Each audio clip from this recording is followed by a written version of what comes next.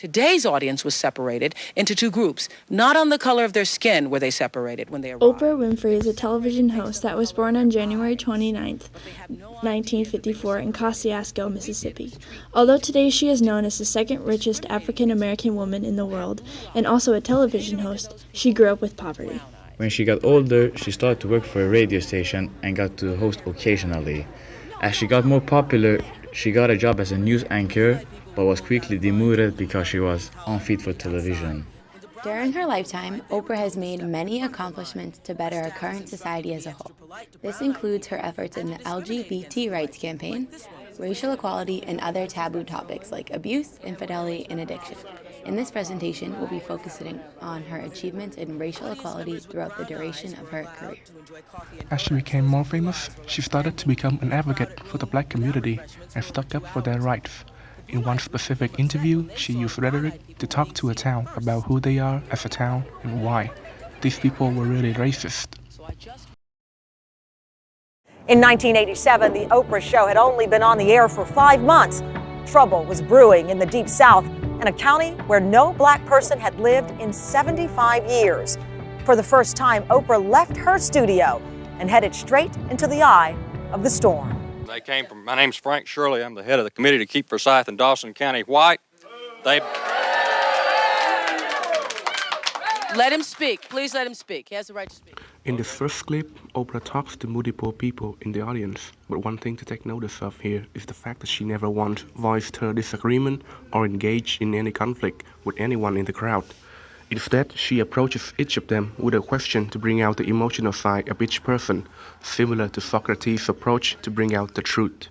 Going on, I don't think that Forsyth County has been portrayed right. Why is it that there are people in this county, obviously, who are afraid of black people? What is it you are afraid black people are going to do?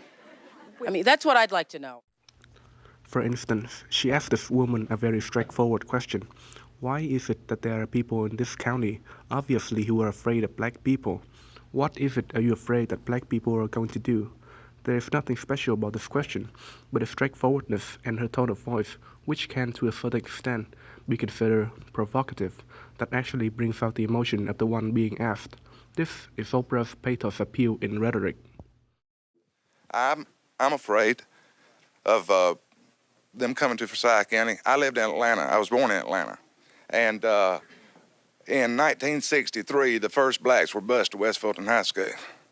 And I go down there now, and I see my neighborhood and my community, which was a nice community, a nice neighborhood, and now it's nothing but a rat-infested slum area because they don't care.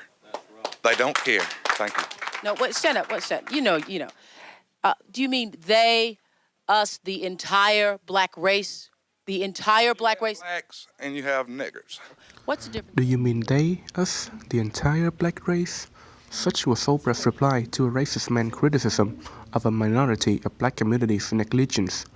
While simple in nature, when put in a context like this, where every single black person in the county is being wrongly mistreated and discriminated against, creates a powerful logos effect highlighting the most apparent issue at present.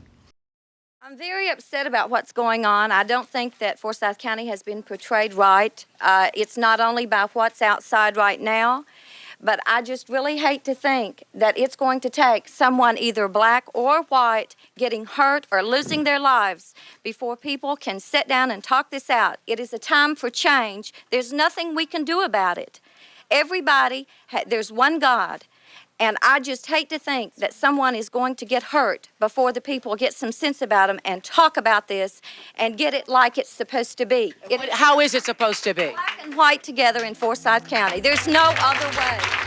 On a side note, Oprah's decision to bring up the topic of racial equality, where the majority of white population refused to cooperate, was brave, if not foolhardy, according to many people.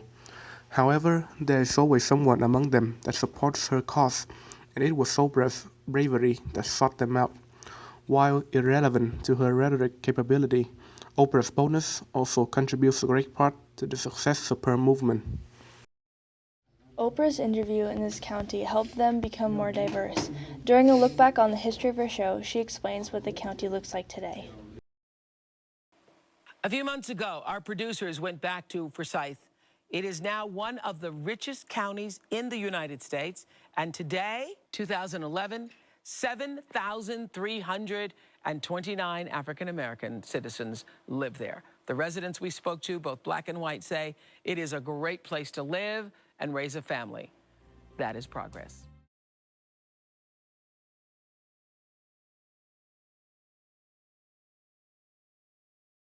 One year later, Oprah invited a panel of white supremacists to the show to use her platform to expose their ignorance and hate. What happened during this hour changed the course of Oprah's show history forever. In this second clip, Oprah invites a group of racist people to her show. What I took notice of is that when she talked to the racist people, she didn't argue. She just asked questions and wanted to hear the insensibility. My guests today call themselves skinheads. They say their heads are shaved for battle. Do you believe that only white people created this country? Everything that's created around here is created by white people. You know, all the music writers and, builders, great architects who are white. Blacks, they still live in the jungles of Africa. They come over here. White people teach these people. They didn't create anything over here. They just followed us. We taught them. Mike, why is violence necessary? Violence is necessary when it's brought to us. And we've had people come at us with bats, knives, and stuff like that. Why? Because we were white. One remark the racist people made was to refer to black people as monkeys instead of human beings, which Oprah, of course, didn't agree with, but didn't make a counter-argument. Instead, she used a rhetorical strategy, which was to talk to them as if they were kids, using her authority as the show host and the audience support to overpower them. I just heard what you said. You just said, I don't sit with monkeys. You think because she's black, because I'm black, we're monkeys? Is that? That's a proven fact. That's a proven fact? It's a proven fact that I'm a monkey? Could be, but, Go ahead. First thing I want to get off my mind is... I want to talk about this monkey stuff. These skinheads...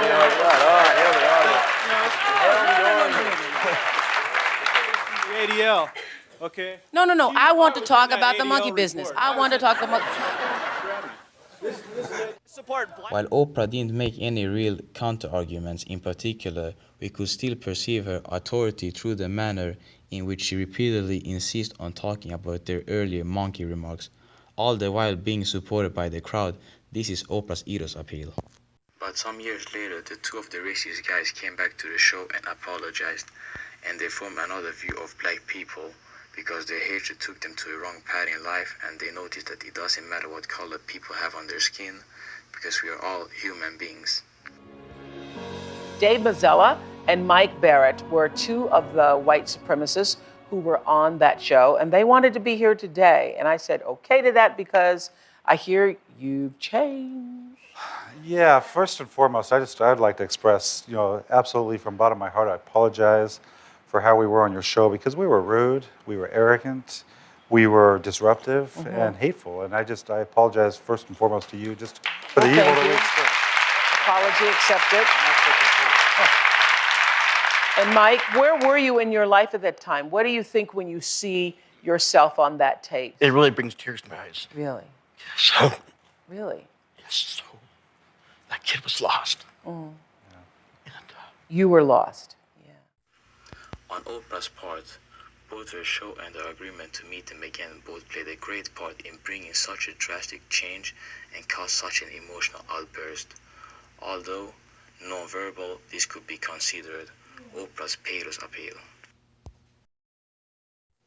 In conclusion, what our group found the most interesting about Oprah's rhetorical approach is the fact that it doesn't lie in her verbal arguments, but rather other forms previously shown, such as her questions and sheer authority as a show host. Oprah also showed great proficiency in organizing her show in such a way that she could get her point across using not her own words, but rather her advocates, which is even more powerful than her own spoken words themselves.